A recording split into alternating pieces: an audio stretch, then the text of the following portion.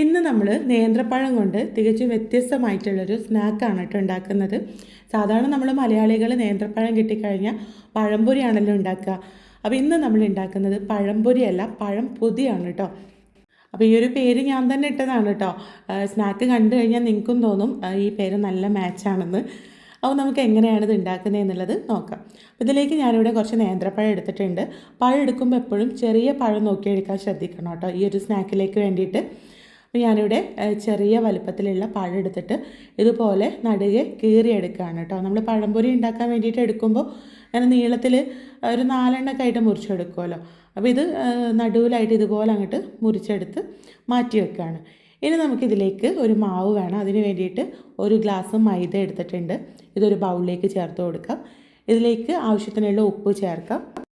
ഇനി ഇതിലേക്ക് മുട്ടയുടെ മഞ്ഞയാണ് കേട്ടോ ചേർക്കുന്നത്. ഞാനിവിടെ 2 കോഴിമുട്ടയുടെ മഞ്ഞ എടുത്തിട്ടുണ്ട്.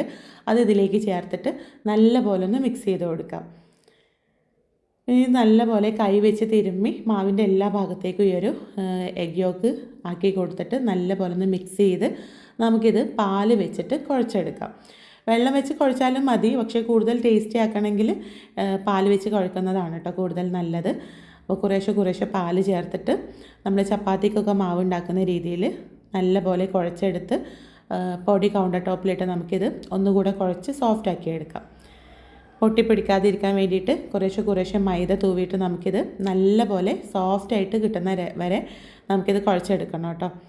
അപ്പോൾ കുഴച്ചതിന് ശേഷം നമുക്കിത് ഓരോ ബോൾസാക്കിയിട്ട് പരത്തിയെടുക്കണം. നമ്മൾ ചപ്പാത്തിയൊക്കെ പരത്തുന്ന രീതിയിൽ പരത്തിയെടുക്കാം.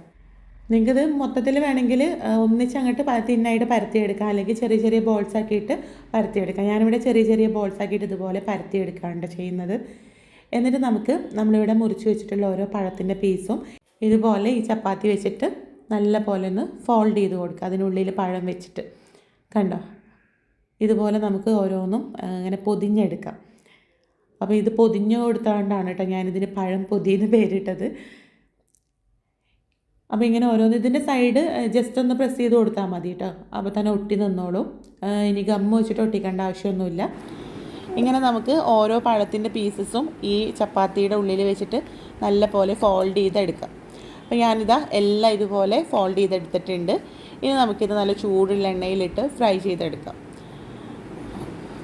അപ്പോൾ അതിന് വേണ്ടിയിട്ട് ഞാനിവിടെ കുറച്ച് എണ്ണ ചൂടാക്കി എടുത്തിട്ടുണ്ട്. ഇനി നമുക്കിത് എണ്ണ നല്ലപോലെ ചൂടായതിന് ശേഷം ഇതിലേക്ക് നമുക്ക് ഓരോന്നായിട്ട് ഇട്ട് കൊടുക്കാം. എന്നിട്ട് വെരി ലോ ഫ്ലെയിമിൽ വെച്ചിട്ട് വേണം കേട്ടോ ഇത് ഫ്രൈ ചെയ്തെടുക്കാൻ. ഇതിനുള്ളിൽ പഴത്തിൻ്റെ വലിയ പീസസ് ആയതുകൊണ്ട് തന്നെ ഇത് നല്ലപോലെ ഉൾഭാഗമൊക്കെ വെന്ത് കിട്ടണമെങ്കിൽ ലോ ഫ്ലെയിമിൽ ഇടണം. എന്നാലേ പഴം നല്ലപോലെ സോഫ്റ്റായിട്ട് കിട്ടുള്ളൂ കേട്ടോ.